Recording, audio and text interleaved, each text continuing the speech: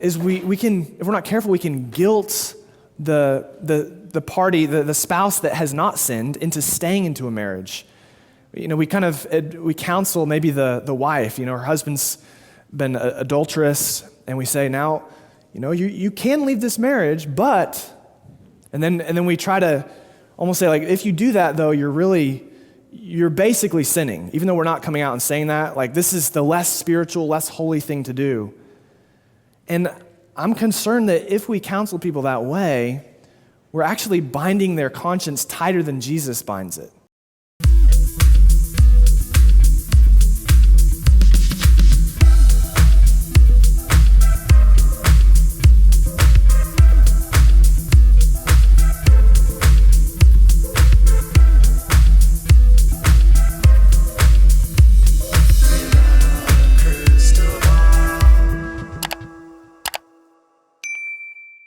Hey everyone, it's Katie from Without a Crystal Ball. Welcome back to my channel. It is Friday, August 5th, and I hope you're having a good day. Yesterday I did this whole video about Ben Seewald and Jessa and their Calvinism and how their faith, complicated relationship with the Duggars and the siblings after a split happened between them related to their faith. So Ben and Jessa Calvinists, the rest are not.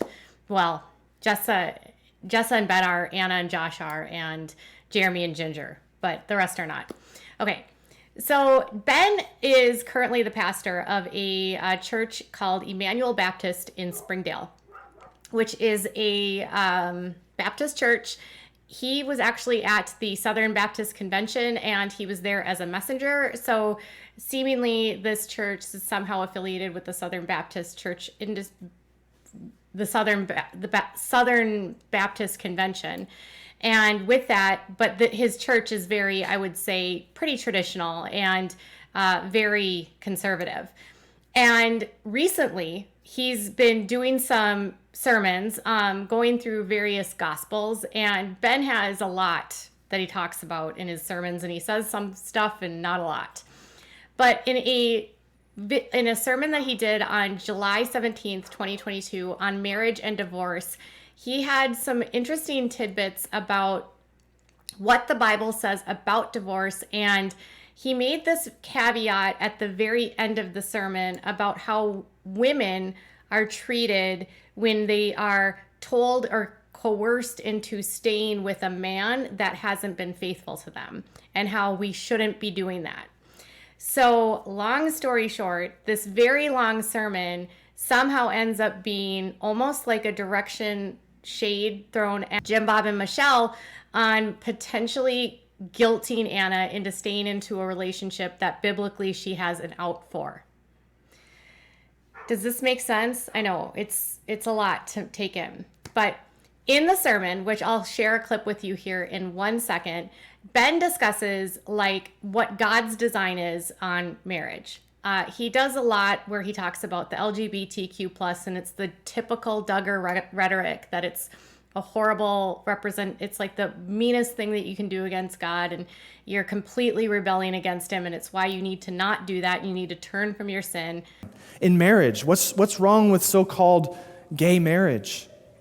Again, it's taking what belongs to God and saying, I'll take that, thank you, and I will remake it what I decide it will be. I will define it because it belongs to me. I will make it what I decide it will be, and I will use it for my own purposes. It's robbing God. It's rebellion against his authority. But what I want us to see, I wanted you to see that so you can be helped to think through the cultural moment. Blah, blah, blah. The same stuff that he always says. And then he goes on to discuss, like, what are the grounds for someone actually getting divorced and why would you get a divorce? And he outlines 2 passages in the Bible where they talk about reasons why a woman could get divorced. And he even talked about how in the Bible way back when that divorces were usually initiated by men, and because women didn't have a lot of rights. And so when they talked about divorce way back in those days, it was about men filing for divorce or asking for a divorce from a wife.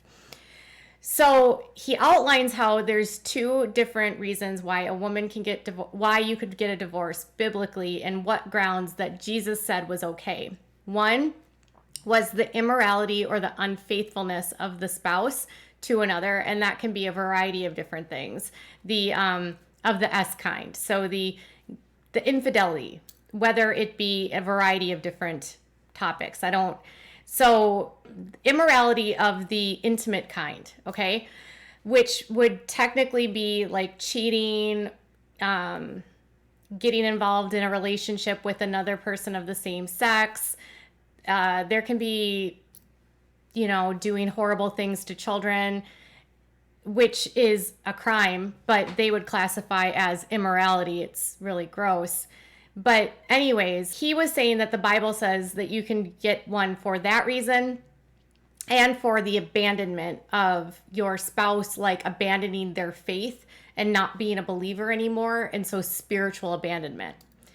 Now, when he talked about DV, and if you're in a marriage where someone is being DV, he said there's no biblical grounds for divorce in that respect. I was like shocked when he actually said this. Listen to this part. As in such cases where maybe there's abuse, maybe they're for the safety of one or other of the spouses, and so that the marriage can be rebuilt from a place of safety, there might need to be a time of separation.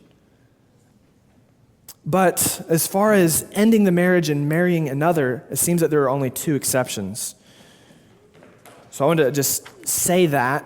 So he says there's no biblical grounds for someone that's in a relationship where there's ABUSE happening, and that instead maybe a separation would be necessary so that you can safely build and rebuild your marriage.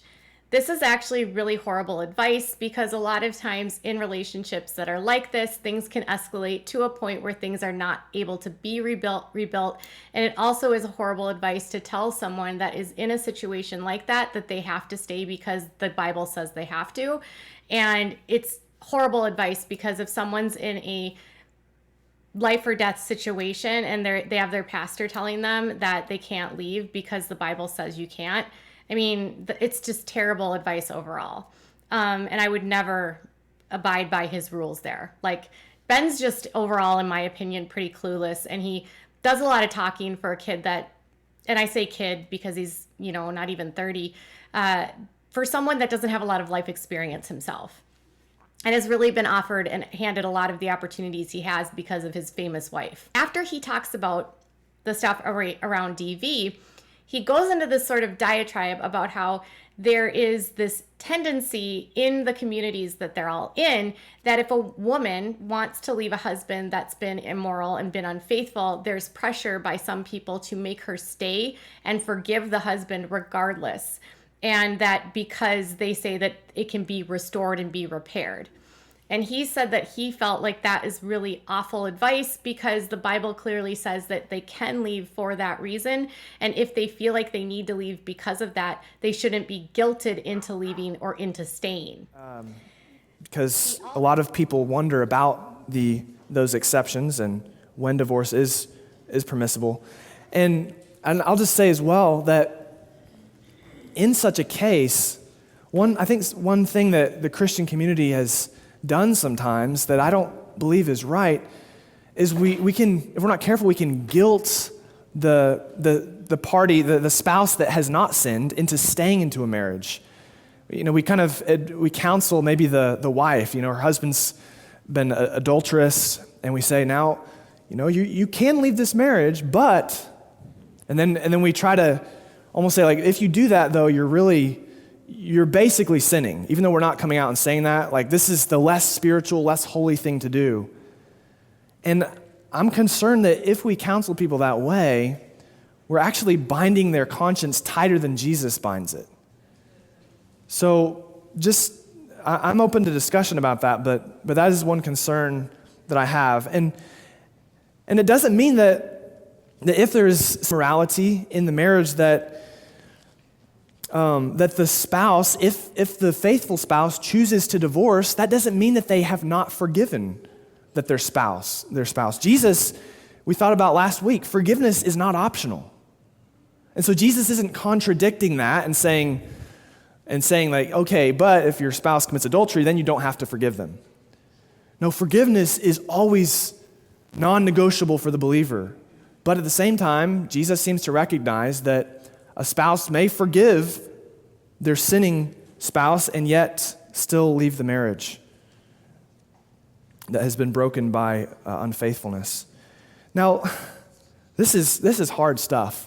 And he also said that he feels like when someone leaving doesn't mean they can't forgive their spouse for cheating. So in Ben's eyes and his little mental gymnastics, he says it's okay for a woman to leave if her husband is cheating on him. She's called by Jesus to forgive him, so she can still forgive him and divorce him.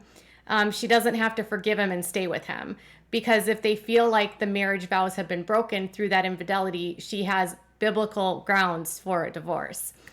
So why I think this is an interesting piece is that for the month following his Josh's sentencing, he actually did an entire sermon on little ones and how we need to protect little ones, which was kind of a mental gymnastics again. And I'll do another video on that sermon, because Ben's sermons are like a plethora of hypocrisy, of I don't even know if he knows what he's talking about, and I don't think he really understands the Bible.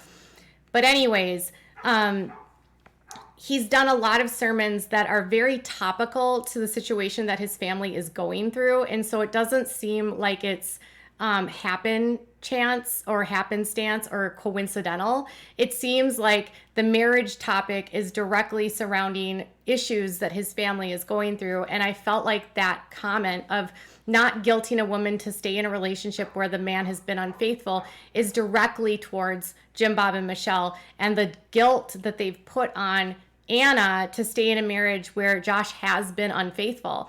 Josh cheated on her repeatedly for years, and he's admitted to that infidelity, and the Duggars somehow made her believe that she needed to stay in this relationship.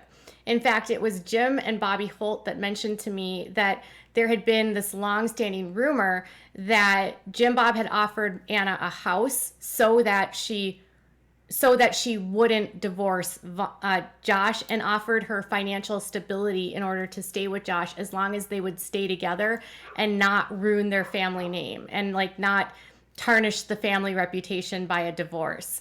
The divorce was more important to them and more horrible to them than anything else. And some women in the circles of the Duggars are treated so poorly when they do get divorced that it's like the worst sin against God.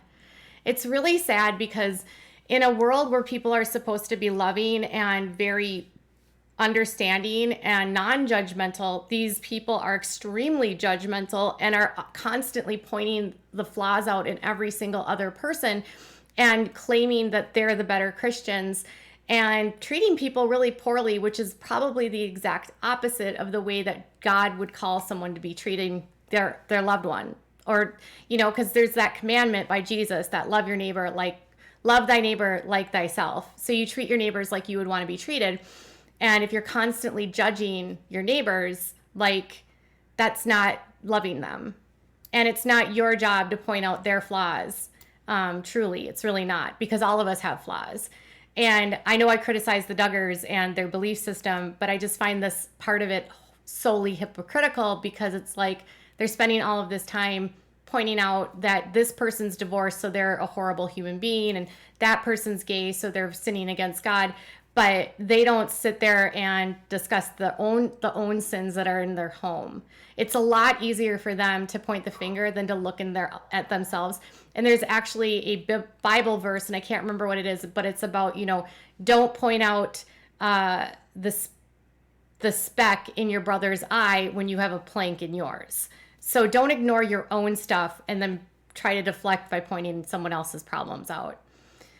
So when it comes to this situation, I feel like that's a direct sort of nudge at Jim Bob, don't make Anna stay married. Anna, she can leave. And maybe it's a message that he's hoping that Anna receives and hears, Anna, you don't need to stay in a marriage where your husband has cheated on you and really abandoned you in many ways spiritually. I think that's the most progressive I've heard any Duggar actually speak about divorce, and that it's actually an option and that it's not grounds for complete shunning and that they're open to it. So that gives me hope in that respect. But then, it's all washed away when he goes on and on about how everything in this culture is wrong because of the LGBTQ plus. Ben has a lot of growth to do, and he's definitely not a pastor I would want giving me any life advice, but that's just me. But when it comes to maybe providing some insight about divorce, it might be receptive maybe to Anna. I don't know. But it could be a message that needs to be heard. And hey, Jim Bob and Michelle, stop guilting Anna to stay in a marriage with Josh. All right, you guys, tell me what your thoughts are in the comments below. Bye, guys.